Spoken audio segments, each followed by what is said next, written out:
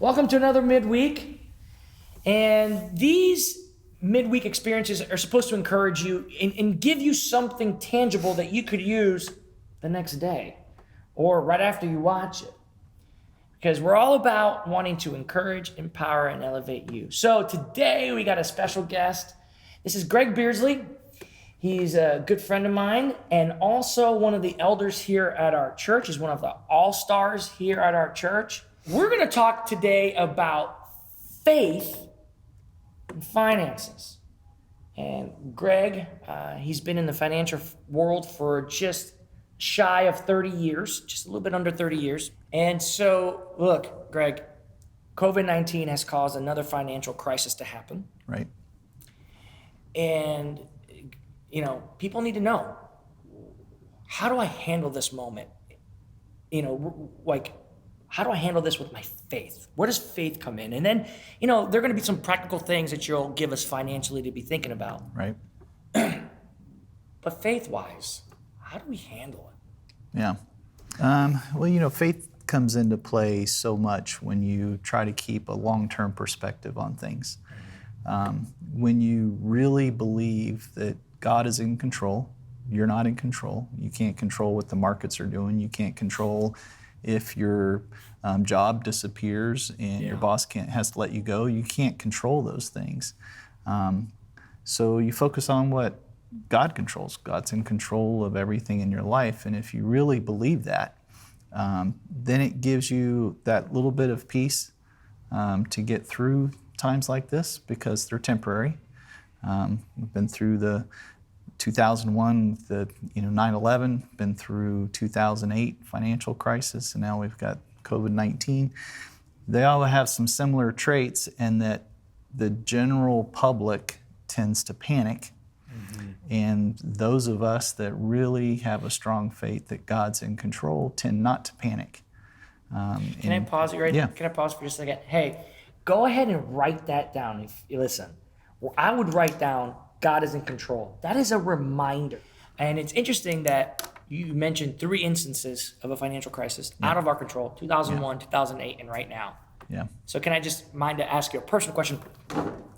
How did you remind yourself God is in control? What were some things you did to say God is in control in 2001, 2008, and right now? Yeah. So when I started the business in 1991 to roughly 2000, things were pretty awesome. I was making all the decisions. I was in control, and everything was working out great. I was highly paid. I worked for a big bank here in town. Lots of clients, really was just living the life, and I was feeling pretty proud of myself.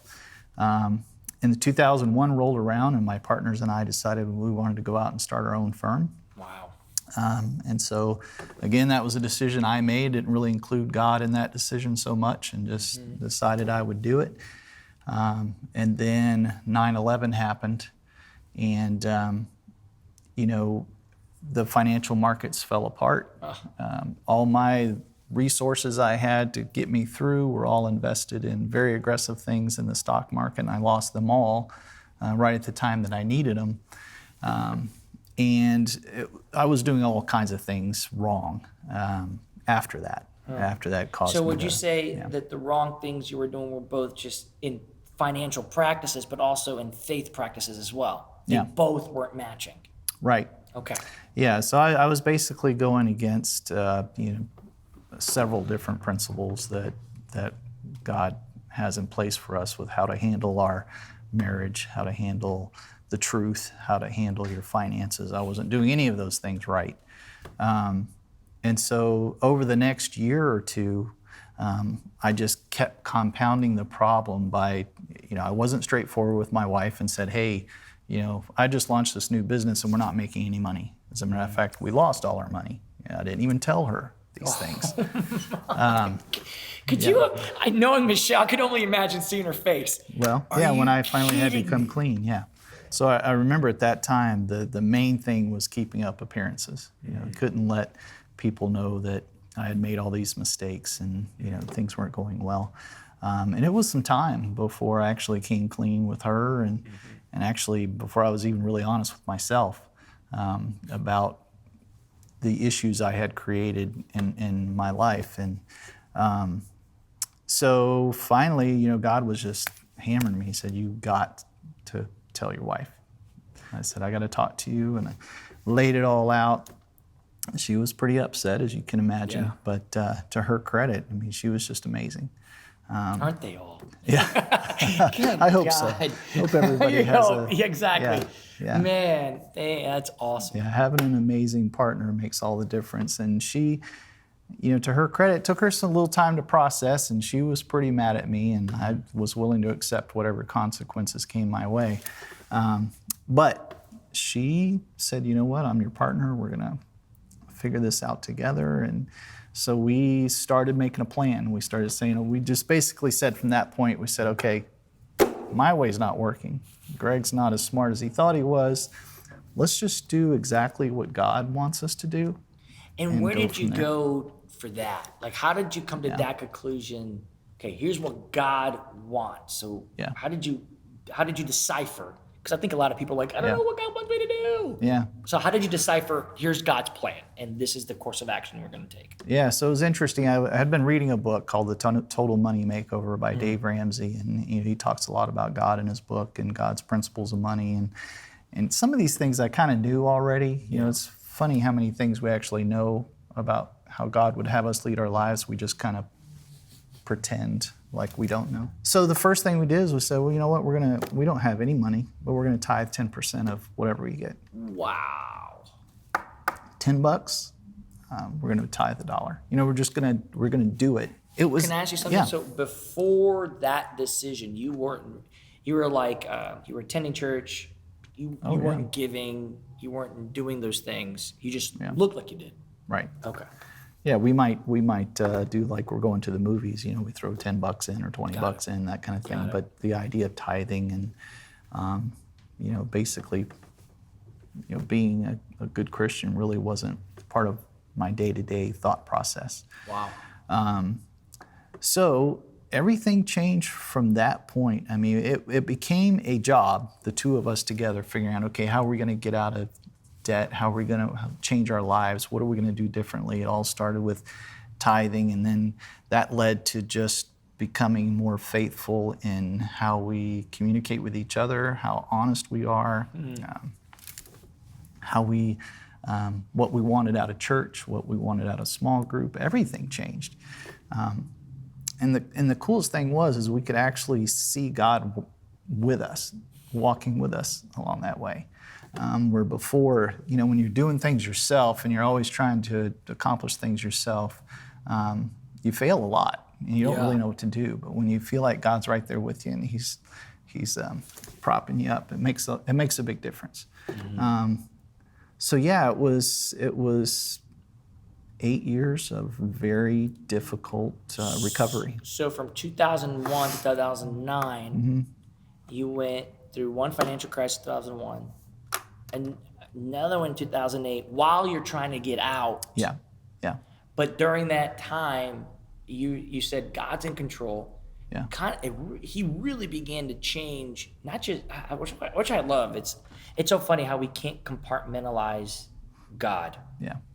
But how we honor Him in one area of our life, it begins to, His blessing begins to permeate in all the other areas of our life. Oh, absolutely. Yeah. So you're out. You're making this upswing, and now we're here. Yeah. Now what? Yeah. What do we do now? Yeah. So How do we apply those same principles, or there's something new that you would say, hey guys, try this? Or yeah. Well, I would say if you've built your entire life, your foundation for life on yourself and your abilities, it could be very, very tough. And I don't envy you at all going through this if you've built your life around what you can accomplish and what you can control. But if you totally have faith that God's in control and you're letting Him lead your life, you're probably doing okay. And you're probably saying, yeah, this is tough. I don't like it. The uncertainty, just the keeping you up at night, all those kind of feelings. But in the end that God's going to have something for you and it's going to be okay. That kind of gives you a sense where you can kind of let that sigh of relief and just say, it's going to be better. It's going to be okay. Because people during this time, they need to be reminded that God is in control. Mm-hmm. Yeah. They need to be reminded that as much as he cares about, they would think, oh no, he only cares about this part of my life. No, he cares about it all. Yeah. About all of it. And even the finances. So what would be, 3 things you would tell us from the financial perspective to keep in the forefront of our minds during this time? A lot of it has to do with what I do for a living, which is I prepare people for retirement. Investment planning, that's what I do. Financial planning, or as far as finances, personal home finances, things like this, the stuff I do on the side to help people. But really the investment world is where I thrive. And the key in my mind to getting people financially successful is to focus on the things they can control, not the things they can't control. Some of those things like staying out of debt, get out of debt. I'm a big believer that debt cripples your ability to have a good retirement, cripples your ability to give, actually ruins lives. So I'm a big proponent of being out of debt. I mean totally out of debt, everything. Have no debt at all, because it gives you a freedom where you don't have to panic when things go down. Keep a good margin, live below your means. I hear all the time, well, I don't have enough to give, or I don't have enough to invest. And most times the reality is you just spend too much. It's not that you don't make some money. It's not that you couldn't live below your means. You really don't want to. You want to have all the stuff that everybody else has. You want to have the top-notch phone, or you want to have the new car. I mean, there's all kinds of things you can justify how you live, but you really, if you want to be successful long-term, you have to make some tough financial decisions. And then have a plan. Have a good plan, devise it yourself, get with a professional, build a plan, and then stick to the plan. And really, if you do those things, those are the things you can control. They sound so simple. Well, they are simple. They sound so simple, but we know for some, it's hard. Yeah. But they could do it. Yeah. People could do it, and so many people have done it, and they could do it with God's help, guaranteed. Absolutely, yeah. Yeah, that's why there's so many scriptures on money and how to handle your money, and because God knew it was going to be, one of the things that consumes us, one of the things that we think about all the time, one of the things we need to get by. So He wants you to manage it wisely. He wants you to be a giver, but He also wants you to manage your life in such a way that you don't have to panic every time the market goes down, or you don't have to panic if you're thinking you might lose your job. You've got some cushion built in, you have some savings, and I realize it can be difficult in different situations, but really what it comes down to is things we want. I don't want to wait to get that newer car. I don't want to drive a car that's 10 or 12 years old. I want to drive one that's newer. And we usually say something like, well, I need a car that's reliable. Reliable is the one that people use. It's a good reason to buy a newer car, because I have to have something reliable. I don't know. That's reliable is relative. Yeah. It's like, what's really reliable? Yeah. And so there's just a lot of we kind of kid ourselves about some things we do or don't do financially. But the thing is, I would just focus on God being in control of your life, and then studying what He says about money. What are the principles He wants you to follow? Why does He want you to give? Yeah. That was something for me. I was like, well, I don't have any money. Why am I giving money to the church when I don't have any money? So what did you learn? Well, I learned, God doesn't need my money at all, right? Yeah. So that was the first thing. So He must be doing it for me. He's not doing it for Himself, and He's not even necessarily doing it for the church. He's really doing it for me, to change me. I don't feel the same way about money like I used to. I used to I love the movie Wall Street. Did you ever see Wall Street, Michael Douglas? Yes. Greed is good. Yeah, of course. Yeah, I mean, I was inspired by that. It's like, oh yeah, I can make all this money. I was driven by well, it didn't turn out very well for Charlie. No, it didn't turn out too good for him. He didn't win. Yeah. And I realized after just following God's principles, that desire just totally went away. Yeah. Certainly it provides some security, and I love the fact that we're in a position now where we can be generous givers. I love that. But it came from going through a process of following God's instructions for how to handle your money and believing that He's in charge. I can't control the markets, and I don't need to worry about it because I totally believe that He's in charge. And if I don't do stupid things, which I've done in the past, so I can kind of recognize those now, right?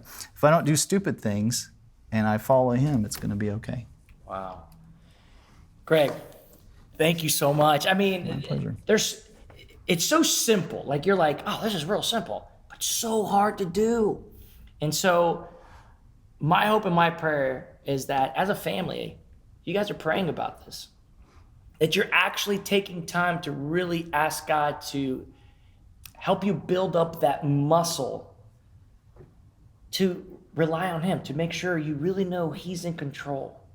And then practice some of these things. The resources are all over the place. In our church, currently right now, even in the midst of this COVID-19, we have a small group of 20-somethings doing a Zoom small group with Financial Peace University with another couple in our church. So people are still hungry for this knowledge and still hungry to, understand their finances in a way that honors God and pleases God. So thank you so much, Greg, and thank you so much for tuning in. And next week, well, we'll have another midweek, and we hope it encourages you again. Bye.